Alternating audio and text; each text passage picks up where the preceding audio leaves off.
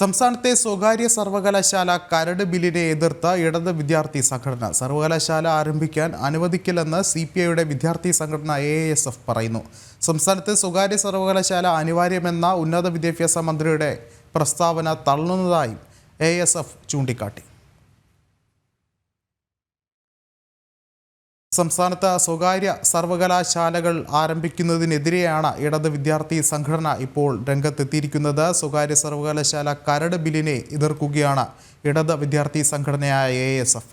സർവകലാശാല ആരംഭിക്കാൻ അനുവദിക്കില്ലെന്നാണ് ഇപ്പോൾ AISF നിലപാട് വ്യക്തമാക്കിയിട്ടുള്ളത്. കൂടുതൽ വിവരങ്ങളുമായി അഖിൽ പാലോട്ടുമടം ചേർന്നുണ്ട്. അഖിൽ, സർക്കാർ സ്വകാര്യ സർവകലാശാല എന്നുള്ള തീരുമാനവുമായി മുന്നോട്ട് പോകാൻ നിൽക്കുമ്പോഴാണ് ഇപ്പോൾ AISF എതിർപ്പ് പ്രകടിപ്പിക്കുന്നത്. എന്താണ് മറ്റു വിവരങ്ങൾ?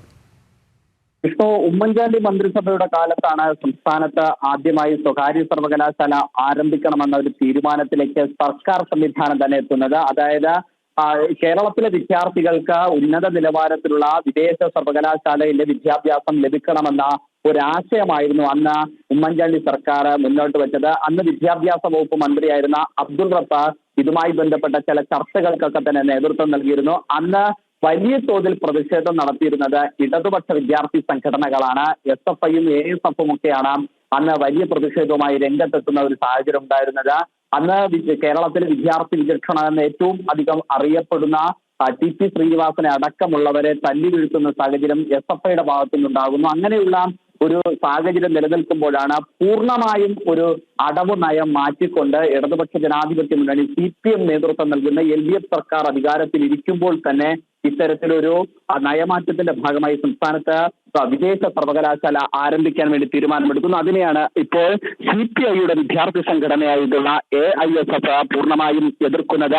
AISF കഴിഞ്ഞ ദിവസം വാർത്താക്കുറിപ്പിലൂടെയാണ് പുറപ്പെടുവിച്ചിട്ടുള്ളത്. അത് കഴിഞ്ഞ ദിവസം ചേർന്ന AISFന്റെ ദേശീയ നിർവാഹക സമിതി യോഗത്തിലും ഈ നിലപാട് തന്നെ സ്വീകരിച്ചു എന്നതാണ് നമുക്ക് മനസ്സിലാക്കാൻ സാധിക്കുന്നത്. AISFന്റെ സംസ്ഥാന പ്രസിഡന്റ് R രാഹുൽ രാജും സംസ്ഥാന സെക്രട്ടറി കബീറും ഈ കാര്യം നമ്മളോട് വ്യക്തമാക്കുകയും ചെയ്തു. അതിൽ പ്രധാനമായും പറയുന്നത് സ്വകാര്യ സർവകലാശാലകൾ അനുവദിക്കരുത് എന്നതാണ് AISFന്റെ പ്രധാനപ്പെട്ട ആവശ്യം. ഇടതുപക്ഷ ജനാധിപത്യ മുന്നണിയുടെ പ്രഖ്യാപിത നയത്തെ അട്ടിമറിച്ചുകൊണ്ട് സംസ്ഥാനത്തെ സ്വകാര്യ സർവകലാശാലകൾ അനുവദിക്കണമെന്ന് സർക്കാർ ശ്രമിക്കുന്നതെങ്കിൽ അതിനെ എന്ത് വില കൊടുത്തും പ്രതിരോധിക്കുമെന്ന് AISF സംസ്ഥാന എക്സിക്യൂട്ടീവ് പ്രസ്താവനയിലൂടെ അറിയിക്കുന്നുണ്ട്. വിദ്യാഭ്യാസ മേഖലയുടെയും വാണിജ്യവൽക്കരണം ലക്ഷ്യം വയ്ക്കുന്ന ശാംഭി മേനോൻ കമ്മിറ്റിയുടെ വിവാദ നിർദ്ദേശങ്ങൾ വിദ്യാഭ്യാസത്തെയും സാമ്പത്തിക ഉത്തരവാദിത്വത്തിൽ നിന്നും ഗവൺമെന്റിന് പിന്മാറേണ്ട സാഹചര്യമാണ് സൃഷ്ടിക്കുകയെന്നും AISF കുറ്റപ്പെടുത്തുകയാണ്.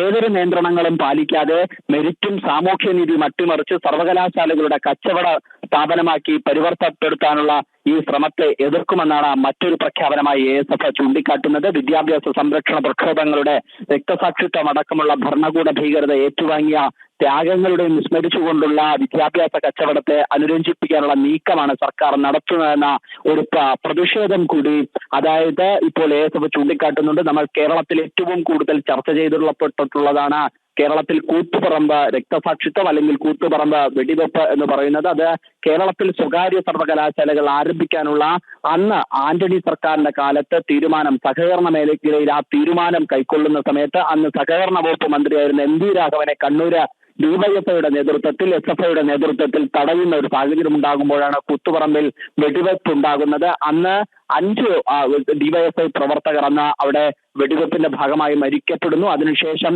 കഴിഞ്ഞ കുറെ വർഷങ്ങൾക്ക് ശേഷമാണ് കഴിഞ്ഞ ദിവസം ശരി, അഖിൽ പാലോട്ടുമടമാണ് വിശദമായ റിപ്പോർട്ടുകൾ നൽകിയത്.